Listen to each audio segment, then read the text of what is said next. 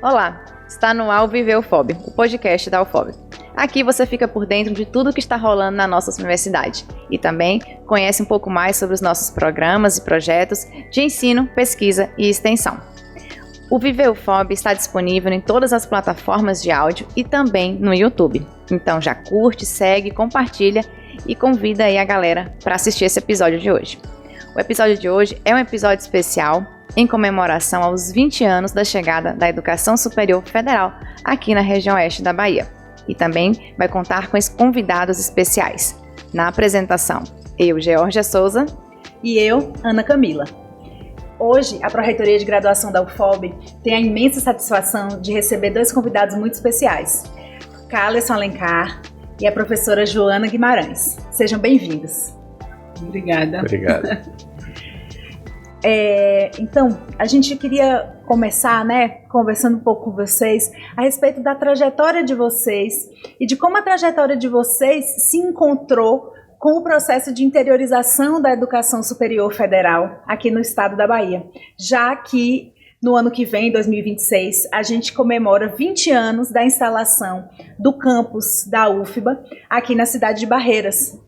Campus esse que veio a se desmembrar alguns anos depois e se tornar UFOB. Então, como é que a trajetória de vocês, pessoal, profissional, se encontra com esses 20 anos de educação federal superior no interior da Bahia, no oeste baiano? A senhora pode começar, professora, se quiser. Bom, é uma longa história, né? Na verdade, o meu encontro com a educação superior em Barreiras foi assim, uma coisa que aconteceu sem planejamento absolutamente nenhum, da minha parte, pelo menos, né? Eu tinha voltado do doutorado, tinha 3 anos que eu tinha voltado do doutorado, estava naquela fase 2003, eu cheguei do doutorado, e estava numa fase de muitos projetos, muitos editais de projetos para submissão de projetos com CNPq, com FINEP, com FAPESB, enfim, eu estava com vários projetos aprovados. Na época eu era professora da pós-graduação, estava credenciada na pós-graduação em Geociências, no Instituto de Geociências, que era o meu instituto de origem, né? Lá na UFBA, né? Na UFBA, e eu tinha vários orientandos de mestrado, doutorado, então eu estava com a minha vida ali de pesquisadora e dizendo, não, é isso que eu quero, né? Eu quero ser pesquisadora, estava com meus orientandos. Estava começando, né? Muitos estudantes de iniciação científica, porque a gente tinha montado um laboratório lá que chamava Núcleo de Estudos de Meio Ambiente, Recursos do Meio Ambiente, né? E imersa na pesquisa. Imersa na pesquisa, totalmente imersa. E eu lembro que estava tendo, um ano antes teve a eleição para diretor do Instituto de Geociências, e eu tinha dito, não quero saber desse negócio de gestão, meu negócio é pesquisa, não me interessa, não tenho nenhum interesse em participar da gestão. Um ano depois, eu fui convidada pelo professor Francisco Mesquita, que era o vice-reitor da UFBA na época, hoje é meu vice-reitor, inclusive. Ele me convidou para assumir. Estava acontecendo a questão da implantação do campus de Barreiras, né, do campus da UFBA aqui em Barreiras, e eu não tomei nem conhecimento. Eu digo, eu não quero nem saber desse negócio, que não tem nada a ver comigo, né? Me deixe fora disso. Me inclua fora dessa, como se costuma dizer.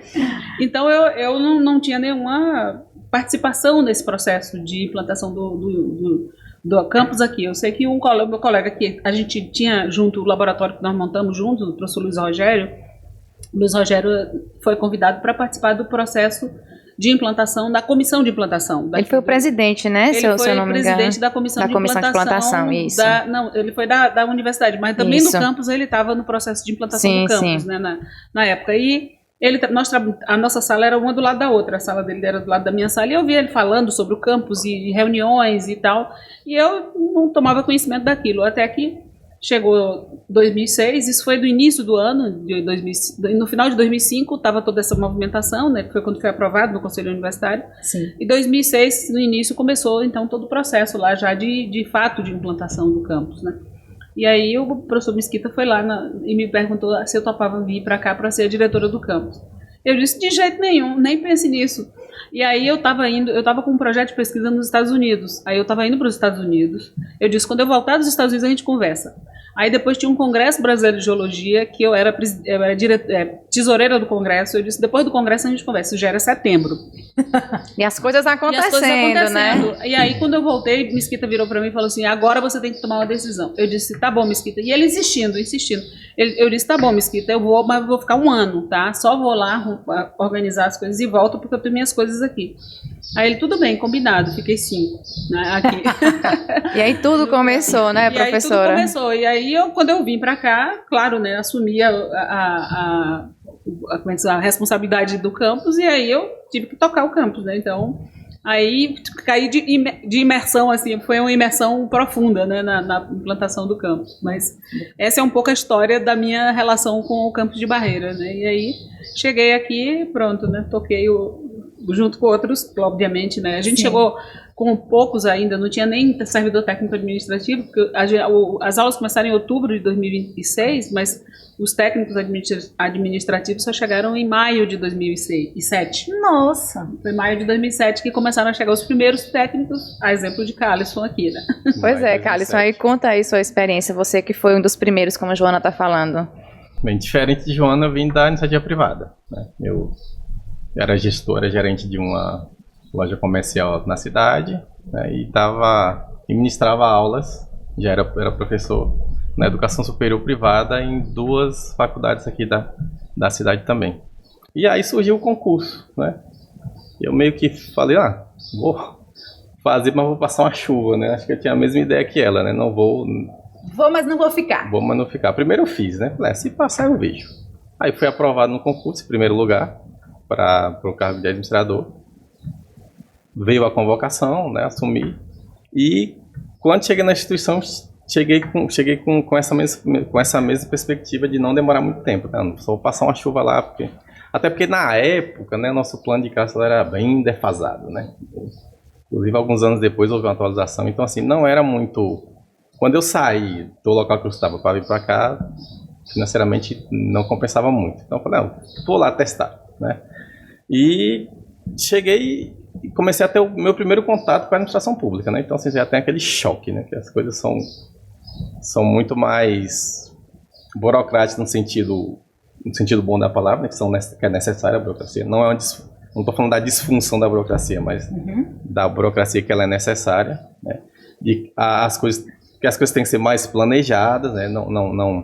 Não dá para se agir em toque de caixa, né, rapidamente, como acontece. Na iniciativa privada é possível agir conforme a vontade das pessoas que estão na gestão, né? Isso, conforme no serviço público a gente tem que agir sempre conforme a legislação, né? Nós temos... se planejar para atender e para cumprir as missões, respeitando tudo isso, né? E aí a gente tem uma série de limitações, a gente era um campus novo, né? Fora, muito distante da sede, né? E a gente enfrentou diversos problemas em função dessa distância, tanto geográfica quanto das pessoas. Porque quando você conhece as pessoas, os processos eles fluem mais facilmente, né? Então tivemos algumas dificuldades de implantação, Joana vivenciou isso, né? Tivemos dificuldade de entendimento, né? Não havia uma estrutura assim de treinamento, a gente aprendeu muita coisa estudando, né? Consultando, né? E o dia a dia foi fundamental para a gente aprender o que era a gestão pública, né? E quem pensou em passar uma chuva, estou aí passei inclusive em outro concurso depois daqui, né? Fiquei naquela, saio, não saio, ainda mais com a ideia da chuva, mas acabei, né? Eu sempre gostei da educação, né? Tanto que eu era professor antes de entrar na instituição, então a educação se tocou mais forte. Chegou e ficou, e nessa chuva são 18 anos e meio já, né? Quase 19 anos de universidade. Né? Isso aí, então tem muita história para vocês contarem, né? Muito. Professora Joana, a senhora já falou, né? A gestão não era algo que se imaginava, né? Você tem, enfim, toda uma trajetória aí que foi pensada e planejada, mas chegando aqui, então, quais foram, o que você poderia destacar dos principais desafios e os momentos mais marcantes, né, de encarar essa missão como gestora? Eu queria até emendar um pouquinho. Depois que a senhora veio, foi a primeira diretora do ICADES, exercer o seu primeiro cargo na gestão da universidade. Ali, naquele início, como gestora, a senhora já viu que gostava da coisa, porque aí a senhora fez uma carreira brilhante, está fazendo até hoje uma carreira brilhante na gestão universitária, né? Naquele início lá, 20 anos atrás, a senhora já sentiu que ia ficar? Bom, não, eu não senti que eu ia ficar. Na verdade, eu cheguei e tinha tudo para fazer. Por exemplo, você falou qual foi o grande desafio. O primeiro choque, o Carlson falou, chegou na administração pública e que teve essa coisa da diferença que era da iniciativa privada, porque tem todos os ritos, né, da administração pública que a gente tem que seguir. Então, essa questão da burocracia, como ele colocou, por exemplo, é algo que é muito presente no dia a dia da universidade. Então, o primeiro choque foi chegar aqui com 32 professores, todos recém-concursados, todos sem nenhuma experiência na gestão, sem nenhuma experiência. Então, isso foi algo que eu junto com eles, né, com todos os professores e professoras, nós começamos a pensar como é que a gente anda aqui, né? Então, assim, eu estava tão preocupada em como é que eu fazia funcionar a universidade, como é que eu fazia funcionar o campus, que eu não tive tempo para parar para pensar, eu gosto disso, dou jeito para isso, quero isso, não sei, eu sei que eu fui fazendo do jeito que dava, né? Então, assim, chegar aqui, a gente chegou nesse colégio aqui, que era o colégio Padre Vieira, chegamos aqui, essas salas, né? Hoje eu tive um pouco dessa impressão, né? Porque eu passei ali nas salas onde funcionava a reitoria e tal, e as salas estão sendo reformadas, Sim. Então estava tudo vazio. Eu lembrei de quando eu cheguei aqui, que as salas eram todas vazias, não tinha absolutamente nada. E as aulas iam começar daí a 15 dias. Eu cheguei aqui dia 9 de outubro e as aulas iam começar dia 23 de outubro. E não tinha uma cadeira, não tinha uma mesa, não tinha um telefone, não tinha internet, não tinha absolutamente nada. Então, aí eu disse, como é que a gente vai fazer para começar essas aulas? Então, a preocupação em fazer funcionar foi muito maior do que qualquer pensamento de futuro, de pensar assim, não, isso é isso que eu quero fazer. Eu lembro que eu não tinha servidor técnico administrativo, a gente contratou 3 pessoas para ajudar ali, como terceirizados, né? Foi uma para ajudar na secretaria, uma para ajudar na parte acadêmica, do núcleo acadêmico, e outra para ajudar, que era a pessoa que está até hoje aqui, que é a Rose. A Rose, que está aqui até hoje, né? Que foi para ajudar na parte de serviços gerais, enfim, né? Para tocar essa parte de serviços gerais. E aí eu falei para o pessoal da UFBA, gente, eu não tinha nenhuma experiência também de gestão, nunca tinha sido gestora, nunca tinha sido nem coordenadora de curso, né? Então, eu não tinha nenhuma experiência. Então, eu falei com o Mesquita, o professor Mesquita, que foi quem me botou nessa fria, né? Eu disse para ele, você dê seu jeito aí, porque não tem nada aqui, eu preciso dar um jeito de conseguir. Aí eu cheguei e disse assim, o que é que eu vou fazer? Eu vou na prefeitura. Aí foi a primeira coisa que eu fiz, prefeitura, para poder ver se conseguia carteiras. Eu digo, eu tenho 240 alunos chegando, não tenho uma carteira. Eu não tenho carteira nem para mim, para eu sentar para atender, para despachar, né? Então, e aí a prefeitura foi conseguindo lá nas escolas, juntando, e ficaram faltando 80 carteiras, até hoje eu me lembro disso. E aí eu falei, tem um padre que tinha um serviço de jovem aprendiz, eu acho, e tinha uma carpintaria. E fazia móveis escolares. Aí eu fui lá e falei para ele, o senhor tem 80 carteiras para me vender? Ele falou, tenho. Eu digo, então o senhor pode mandar levar lá na universidade e tal, acertei tudo. Aí liguei para o Mesquita e falei assim, olha, comprei 80 carteiras, você dê seu jeito e pague. Porque eu não quero nem saber. Aí os bastidores, né? Ele disse, veja lá com a fundação, qualquer coisa, se vire e pague as 80 carteiras, porque eu já comprei e já estão lá na universidade, né? E aí foi assim, quer dizer, então eu não tive tempo de pensar sobre essa questão de planejamento futuro, era ir fazendo. E aí eu pedi para ele, eu digo, olha, me arrume alguém aí da UFBA que saiba fazer os processos de compra, porque eu também não sabia, tinha que mexer. E naquela época tinha ainda aquela telinha verde, né, que você tinha que fazer os processos lá no... Esqueci agora que é o nome do sistema, isso, do sistema, que era onde fazia todos os processos ali e tal, e eu tive que aprender como é que fazia aquilo, porque não tinha ninguém para fazer. Aí ele mandou uma servidora da UFBA para cá, que trabalhava nas Geociências, né, trabalhava fazia os processos de compras lá, do Instituto de Geociências, e ela veio para cá e ficou 2 meses aqui, Naná, né, não sei se você lembra de Naná. Não, você não estava aqui ainda quando Naná veio, você chegou depois, você chegou só em maio.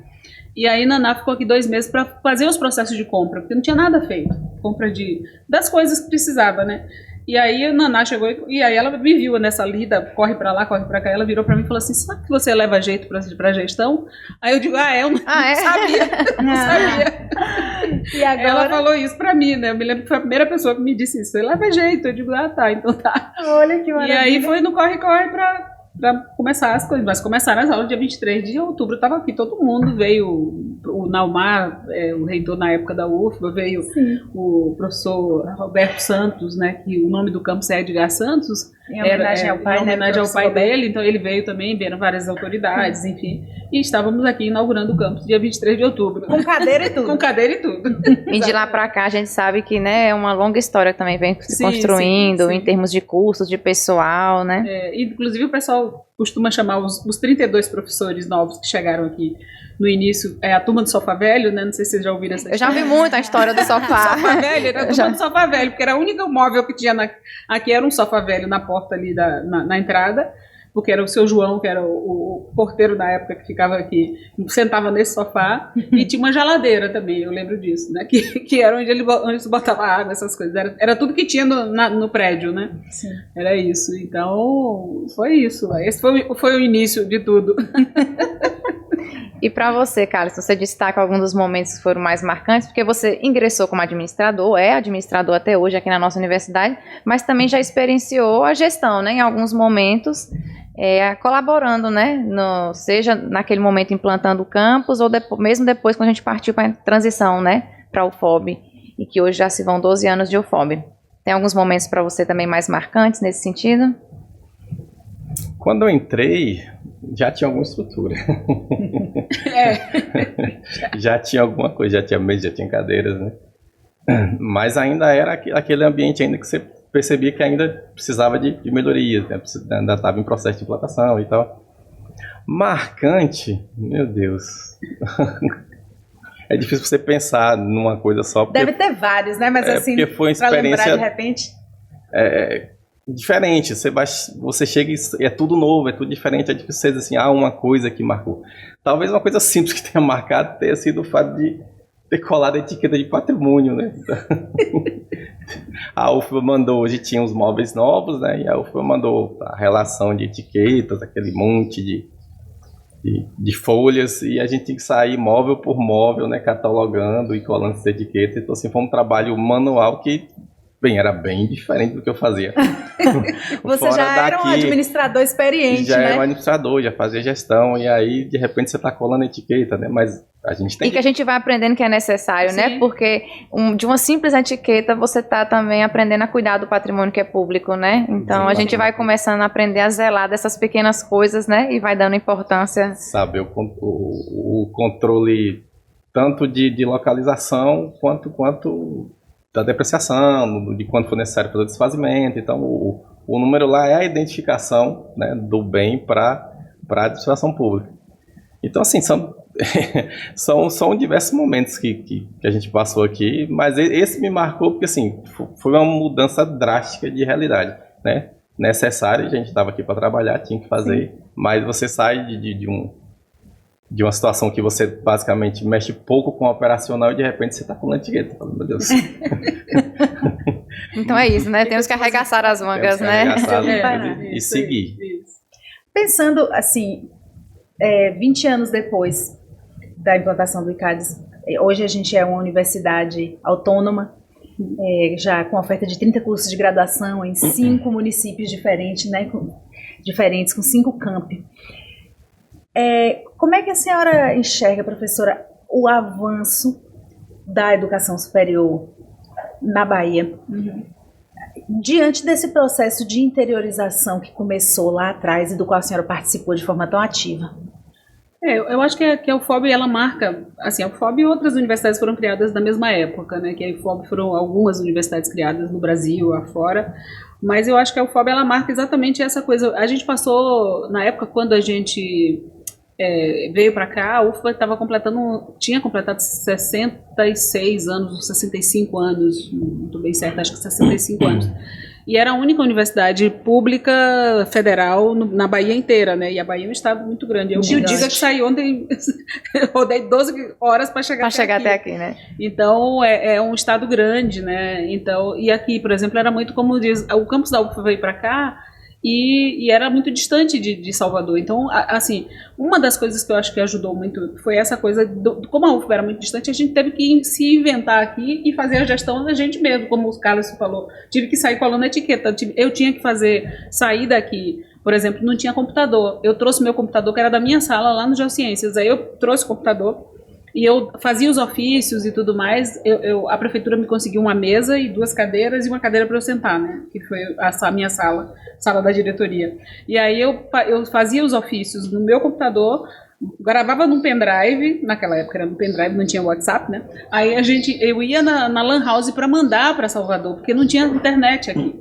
Então não tinha internet. Aqui no campus não tinha internet. Não tinha internet ainda, né? A internet veio logo depois, mas uma internet muito precária, inclusive, era muito ruim, assim, a velocidade, né? Então eu ia. Então, assim, eu acho que esse movimento é muito importante, isso que você fala da interiorização. Eu acho que se a gente não faz isso, se a gente não abraça isso e diz assim, não, o campus está aqui, a gente vai ter que dar um jeito dele funcionar e dele andar.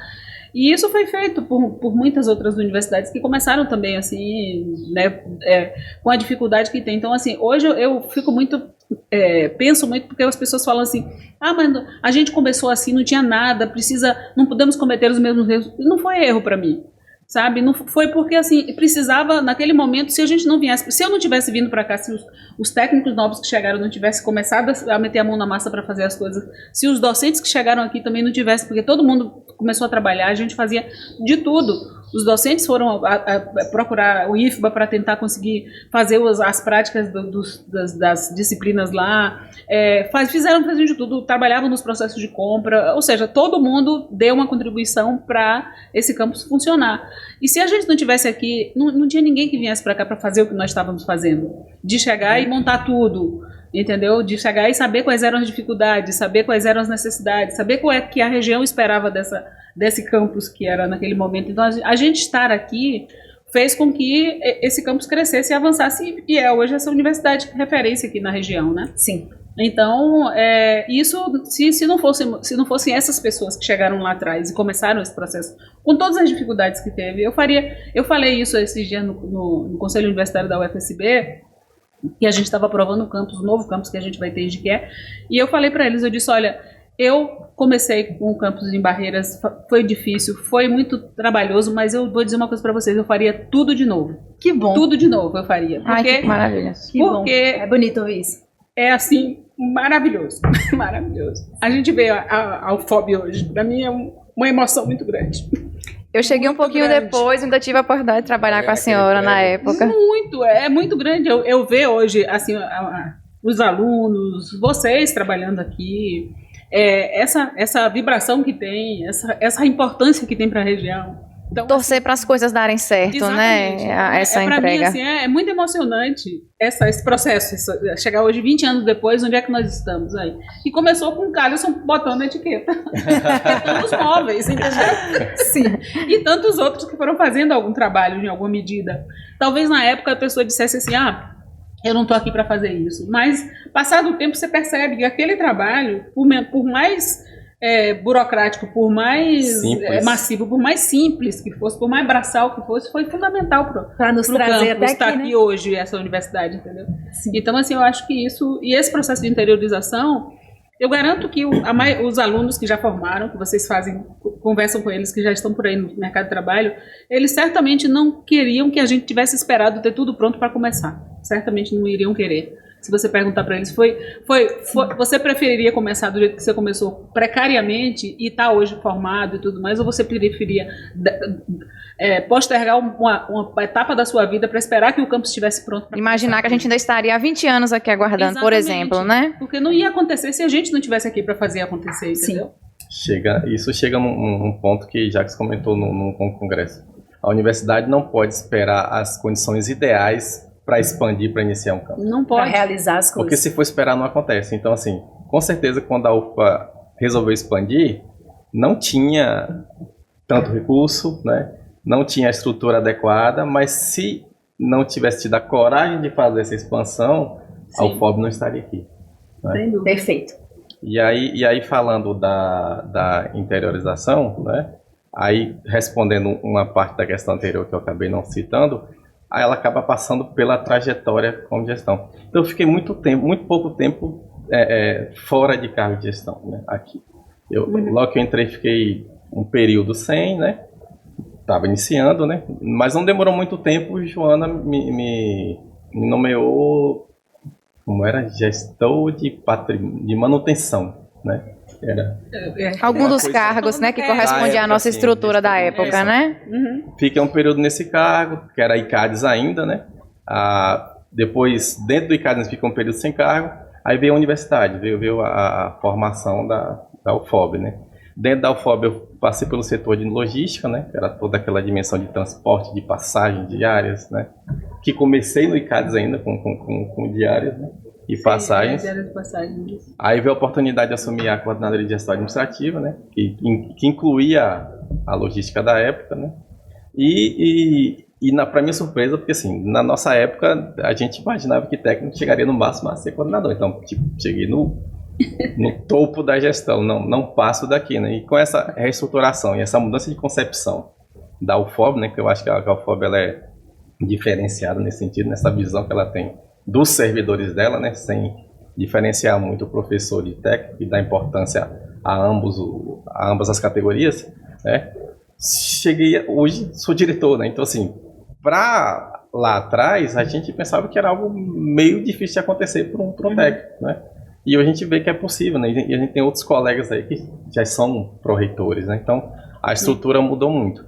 Então, destacando também assim a maturidade, né, de cada um ao longo desse processo para poder estar contribuindo, né? A maturidade da gestão e a nossa maturidade também enquanto servidor, quanto a gente foi evoluindo, entendendo como as coisas funcionavam e como a gente poderia contribuir para o desenvolvimento da universidade e da educação superior aqui na região. E aí a interiorização, a gente fica muito feliz e entende isso, porque a gente sofreu isso na cidade, né? Você é daqui da região, né, Carlos? Eu sou de Barreiras, então assim, quando eu fiz minha faculdade, né, educação superior só tinha um NEB aqui.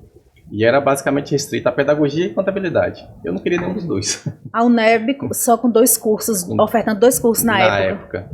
A gente tinha pedagogia e contabilidade. Ou você fazer contabilidade ou você fazer pedagogia, se você quiser. Se não, sair.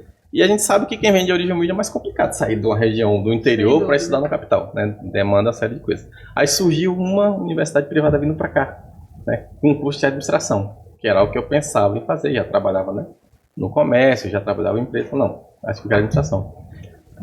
Fizemos os esforços, acabei estudando na universidade privada, consegui contribuir. E aí que vai o meu entendimento em relação à importância da universidade, da educação superior federal no interior.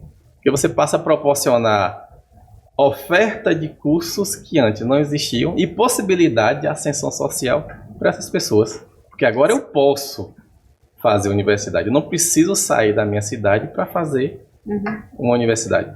Claro que, mesmo assim, talvez não tenha exatamente o curso que você quer, mas a gente consegue pelo menos atender aquelas pessoas, né, naquele campus com os cursos que ela consegue atender. E a universidade ela muda vidas, né? A educação muda vidas, né? Acho que a experiência de muita gente, o quanto o estudo fez diferença na sua vida, no seu desenvolvimento, no seu padrão de vida, né? Quando você olha para trás, né? Aquela questão de quando você olha para o retrovisor e você percebe, caramba, às vezes eu reclamo que podia ser mais, mas... Olha de onde eu saí, né? De onde eu vim. Olha de onde eu saí, olha de onde eu vim. Então, assim, a gente percebe que... Não estou falando especificamente só de mim, né? Sim, quantas pessoas evoluem, quantas pessoas crescem com a educação. Então, a UFOB, ela trouxe essa democratização, né, do ensino superior. Essa democratização do ensino superior, né? Essa oportunidade para as pessoas mudarem as suas vidas através da educação. E a professora Joana, como professora, né, como alguém da área, sabe o quanto isso é importante, a quantidade de alunos que ela já teve, e percebeu como a pessoa entrou na graduação, né, a pessoa muito humilde, naquela dificuldade, e depois faz o curso, se forma, e você, mais na frente, você encontra aquele aluno exercendo a função, com um padrão de vida melhor. Eu digo isso porque eu também passei isso como professor, então você se sente muito feliz quando você percebe que um ex-aluno seu deu certo, né, quando ele realmente mudou de vida por meio da educação. Eu acho que essa questão da importância, né? Eu acho que aqui a gente tem dois bons exemplos aqui de como a educação muda vidas, né? Eu acho que o professor Jacques também, eu acho, porque vem de uma família também pobre, com dificuldades, e também estudou, e a educação fez, ele é hoje o reitor da Universidade Federal do Oeste da Bahia. E eu sou reitora da Universidade Federal do Sul da Bahia. E a minha origem é uma origem de muita pobreza extrema. Não era pobreza assim de ter pouca, né, mas era pobreza de passar fome, por exemplo, na infância, né? Então, e a educação foi o que me moveu assim ao longo da minha vida, né? Então, estar aqui hoje se não fosse isso, certamente eu não teria tido essa trajetória que eu tive na minha vida, mas isso vem muito em função de ter tido a oportunidade de estudar. E na época, eu morava nessa época em Itabuna, porque coincidentemente eu voltei para Itabuna. Eu nasci numa cidadezinha perto de Itabuna, né? E morei na minha infância em Itabuna, sim. Morei até os 15 anos, eu morava em Itabuna. Então, quando a senhora volta para o UFSB, a senhora volta para casa? Volto para casa, E assim, eu vou sair de Itabuna com 15 anos, mas as pessoas falam, você foi estudar? Não fui estudar, saí porque meu pai estava desempregado. A gente não tinha o que comer em casa, estava uma pobreza muito grande, não tinha nem onde morar e tudo mais. Meu pai foi para Salvador porque tinha uma tia que morava em Salvador e que arrumou um emprego para ele lá em Salvador, e foi ele com a família inteira, os 6 filhos, né? Tinha na época. Tem até hoje. Os 6 filhos, e fomos para Salvador. Se não fosse esse movimento de ir para Salvador, eu não teria tido a oportunidade de estudar, porque Itabuna na época não tinha nenhuma universidade, nem a UESC, não tinha nada. Então, meu pai jamais teria condições de me mandar para Salvador para estudar. Então, eu ter mudado para Salvador me proporcionou estudar, ir para a universidade. Obviamente tem um esforço pessoal de que eu era um aluno, eu gostava muito de estudar, gostava muito de ler, enfim, claro que isso conta, mas isso não é o determinante. O determinante é a oportunidade. São as oportunidades, que você tem. né? A oportunidade é que define. Porque gente brilhante tem um monte por aí, que não tem oportunidade, que nunca consegue avançar porque não teve oportunidade de avançar, entendeu? Então, assim, para mim, isso assim, eu sei mais do que ninguém a importância que a universidade tem nessa perspectiva de fazer essa mudança, de proporcionar, né, essa ascensão dentro da sociedade, você buscar caminhos de melhoria, de qualidade de vida e tudo mais. É a ascensão social mesmo, você muda a sua classe social, digamos assim. É isso aí. Muda a sua vida, muda a vida da família. Da família, sim. Minha mãe sempre falava pra mim que, eu sou a mais velha, ela sempre dizia, você encaminhou todos os seus irmãos, né, porque irmãos e irmãs, porque eu era muito estudiosa, sempre gostava de estudar demais, né, então meus irmãos vieram atrás, todo mundo, ela sempre, você tem que se mirar no exemplo da sua irmã. Virar o exemplo, né? E aí todo mundo estudou, todo mundo se formou. Olha só. Todos, né? Que bom. Então, essa perspectiva, eu acho que a universidade traz, né? Quando ela chega no interior, quando ela chega num lugar como Barreiras, né? E região, né? Todas as cidades aqui no entorno. Né? Então, eu quero pegar um gancho ainda, rapidamente, como a senhora estava falando, né? Dessa questão de oportunidades e todas essas mudanças que vêm com isso. A senhora, né, atualmente é a reitora da Universidade Federal do Sul da Bahia, que, digamos, é uma irmã da UFOB, né? Nasceram ali juntas no mesmo período e os desafios praticamente a encarar são os mesmos. Um destaque ainda para o seu papel, né, enquanto mulher à frente de uma reitoria, mulher negra, nós que passamos pelo novembro, né, agora, que é um mês de conscientização, então, assim, eu acho que é um desafio a mais e um destaque a mais, é importante frisar também, né, professora, a importância desses espaços. Sim, com certeza. A gente cresce vendo as pessoas que ocupam os cargos, que ocupam os lugares, pessoas com determinadas características, né? Até muito pouco tempo, né, a gente tinha, na universidade, a maioria das pessoas eram brancas, a maioria das pessoas eram de classe média, né, enfim. E hoje você tem uma diversidade muito maior, né. As pessoas se encorajam, né, para ver pessoas que elas olham e dizem assim, mas você... Muitas vezes eu chego nos lugares e as pessoas ficam meio surpresas. E é interessante que isso acontece muito mais quando eu vou nas escolas, por exemplo, lá na região, quando eu vou para algum evento. Esses tempos eu fui num evento numa cidade perto lá de Itabuna, Ubaitaba, aí uma escola de ensino médio, me convidaram para participar de um evento lá, eu fui, e aí todo mundo queria tirar foto comigo, todo mundo queria falar comigo e falar, porque era aquela coisa, é uma mulher negra que está aqui e que conseguiu chegar onde ele chegou, então significa que de repente eu também tenho chance, né? Essas crianças que estavam ali, esses jovens, adolescentes Sim. e tudo mais. Então, tem essa importância. Claro que isso não é tudo, assim, Eu sempre falo muito sobre essa questão da importância da representatividade, muito no aspecto de que, assim, eu sempre pergunto para as pessoas negras, quando me cobram assim, não, porque você tem que ter gestores negros e tudo mais, eu digo sim, mas eu pergunto sempre para as pessoas o seguinte, você quer o poder para quê? Porque se for para reproduzir, para tirar o branco, botar o negro e continuar fazendo a mesma coisa e continuar com a mesma sociedade que a gente tem, cheio de problemas de discriminação de todas as naturezas, de pessoas com grande parte da população com condições de vida bastante precárias. A gente tem que pensar que o racismo, a homofobia, a misoginia tem uma origem comum, que é a origem exatamente das pessoas que querem ser quem manda. Manda quem pode, obedece quem tem juízo. A base é a desigualdade. A base é a desigualdade, a base é a concepção de sociedade que a gente tem. Essa é a base para essas preconceitos todos. Por que existe a misoginia? Por que muitos homens consideram que as mulheres têm que ficar em casa cuidando da família? Porque é uma forma de poder, é o poder que se exerce sobre determinadas pessoas que somos nós mulheres. A questão das pessoas negras, a mesma coisa, é um poder, porque essas pessoas são pessoas que vieram de uma origem bastante relegada a um plano de pessoas sem qualificação, sem inteligência, então isso se perpetua e vem exatamente em função de um poder exercido sobre essas pessoas, esses coletivos de homens, de homens e mulheres negras e de subalternização mulheres mesmo, e de pessoas homossexuais que também são colocadas numa segunda categoria. Tem outras questões que são envolvidas aí, mas o principal é essa questão do poder, o poder sobre determinados coletivos de pessoas, né? Sim. Isso então, assim, no momento em que essa pessoa, que você enxerga essa pessoa numa posição de poder, porque de fato é uma posição de poder, né? Você tem que pensar de forma um pouco diferente. Eu não posso reproduzir essa lógica de sociedade, então eu preciso trabalhar para que essa lógica seja falar sobre isso de uma forma que eu coloque essas questões, não é simplesmente eu tô aqui, sou a toda poderosa, não sei o que, não é isso. Eu acho que isso eu tenho uma responsabilidade muito grande sobre isso, muito grande, porque não tô aqui só para ser representativa, para tirar foto, não é isso, entendeu? Não é para isso que eu tô aqui. Então é um pouco isso, né? No nosso caso, da responsabilidade com a coisa pública, né? Sim, pensar sim, isso, esse papel que tem com a sociedade, né? Então a gente não pode se omitir disso, né?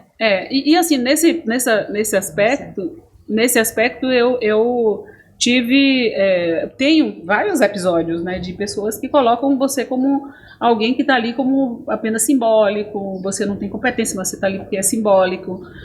Então eu ainda escuto essas coisas, né?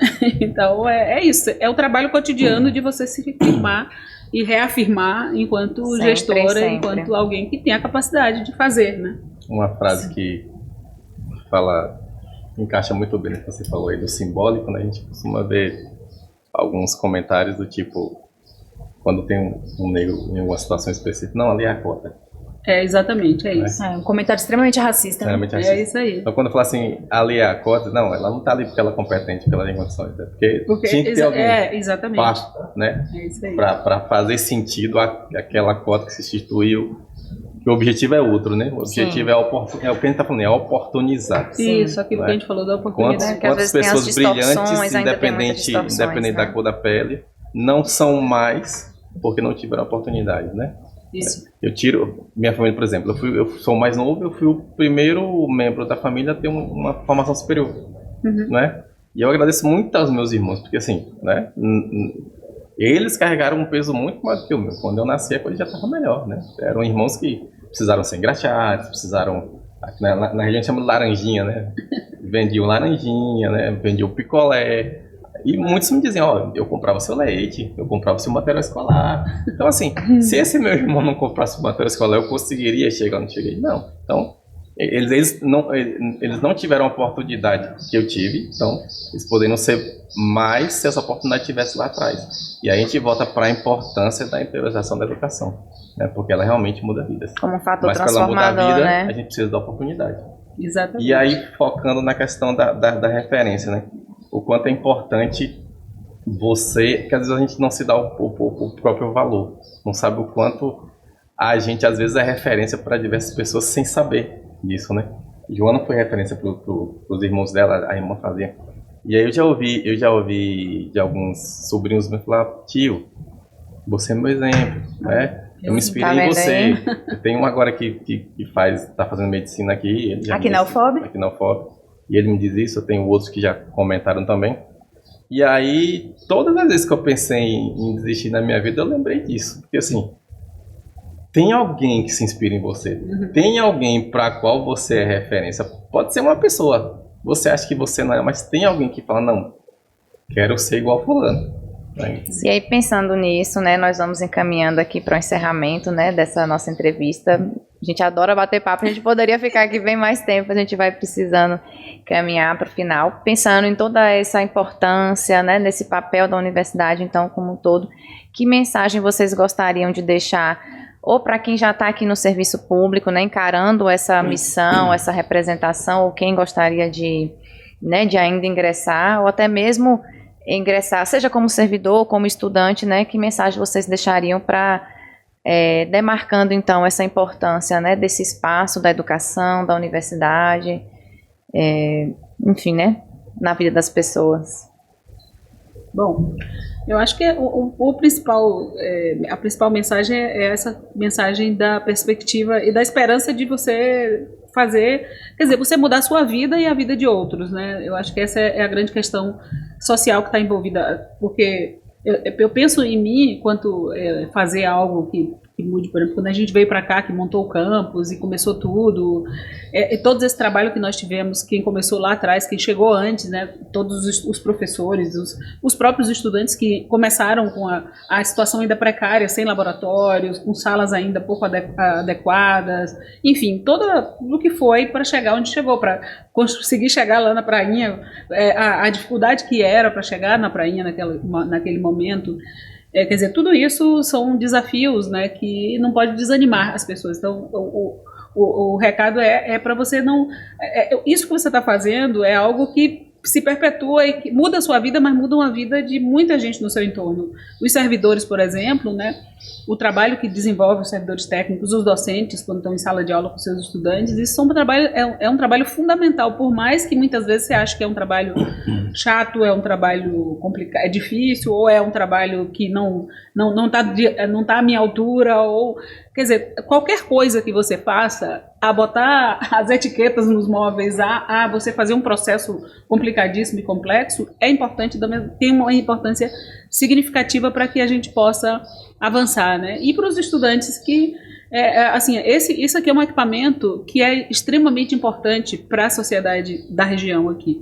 E, assim, isso é muito importante que esses estudantes, que essas pessoas que hoje estão pensando na universidade enxerguem isso aqui como algo, uma possibilidade de vida mesmo, né? Uma possibilidade. Eu sempre falo para os estudantes assim: se você quer ser TikToker, porque hoje virou moda, você quer ser influencer, você precisa entender, você precisa aprender. O conhecimento é importantíssimo até para você fazer suas coisas. Você precisa conhecer para poder você transmitir coisas. Então, estudar é bom em qualquer circunstância, sabe? Mesmo que você não vá fazer nada com a profissão que você vai fazer, mas você ter o conhecimento já é muito importante. Já faz uma diferença enorme na forma como você vai enxergar o mundo, na forma como você vai conduzir a sua vida, né? Faz uma diferença muito grande. Então, esse seria o recado.